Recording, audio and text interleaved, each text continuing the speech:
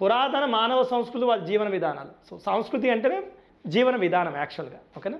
So ఇది మనం ఎక్కడ దీనికి అర్థవంతమైన వివరణ ఇచ్చిందంటే మన తెలంగాణ ఉద్యమ చరిత్ర సంబంధించినటువంటి మీకు ఒకటి అందించిన, ఇది మన క్లాసెస్ అందించిన కదా ఉద్యమ చరిత్ర క్లాసెస్లో, తెలంగాణ విలక్షణమైన సంస్కృతి, distinctive cultural unit in Hyderabad state, princely state అని తెలంగాణ ఒక రాజరిక హైదరాబాద్ రాష్ట్రంలో దాని విలక్షణమైన సంస్కృతి అంటే ఏందన్నప్పుడు దగ్గర మీకు సంస్కృతి అంటే అసలు ఏందనేది చాలా చాలా క్లోజ్గా చెప్పిన. విలక్షణ సంస్కృతి అంటే కూడా చెప్పిన.